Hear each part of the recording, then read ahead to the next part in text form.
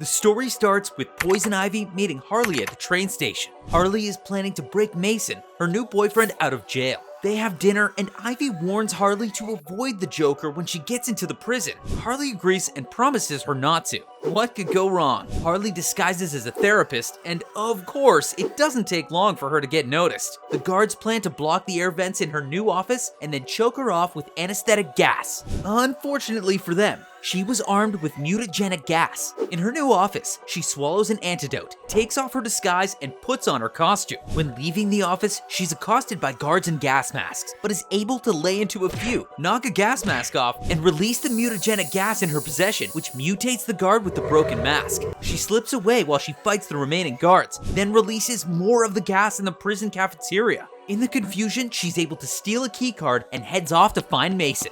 She finds his cell and opens the door to meet him. He's surprised to see her, but he tells her he's heard things about her from another inmate. She's sad to hear that, but tells him they don't have time to talk. She gives him a gas antidote, and as they leave his cell, they hear the Joker's voice from the next cell calling to Harley in a sweet voice. Yoo-hoo! Honey baby, pumpkin pie! Aren't you forgetting something? Harley frowns and asks Mason if this inmate was the one talking smack about her. He confirms, and she explains to him that she lives a changed life now. The Joker mocks her and demands that she open his cell door. Mason apologizes to Harley for believing the Joker over her. He threatens to beat the Joker if he keeps mocking them, but Harley tells him to leave it to her. She uses the keycard to open the Joker's cell, then locks it behind her and hides the keycard in her belt. Things just got interesting. Mason slams the door and tells her to get out of here, but she reassures him and faces the Joker, who threatens her and puts his finger on her chest. Remove that finger, now. Joker doesn't listen and then jovially tries to choke her, calling it playtime. Harley pushes his arm off, but he only gets more excited and slams her face on the wall, telling her she has a chance to make this right. He calls her frail,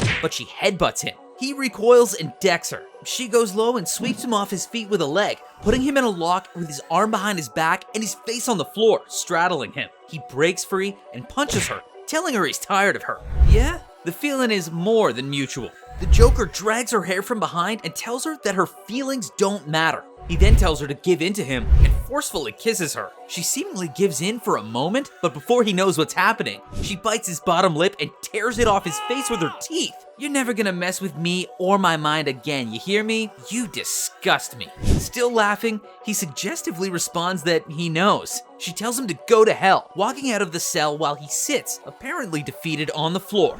Suddenly, he pounces and strangles her with his arm from behind, clearly angry this time, telling her she'll get to hell first. She lets go of her weight and takes him off balance, then slams him to the ground. She rants that she hates what he brings out in her, always making her violent. Mason, looking through the bars of the cell, tells her they have company. She tells him to take the antidote pellet she gave him and that she'll be out soon. She holds the Joker, who's only semi-conscious and bleeding, by his hair and tells him that she isn't his anymore, that if she hears or sees him again, she's gonna finish him off completely. She leaves him on the ground and tells him to shut up for his sake, to just lie there and bleed.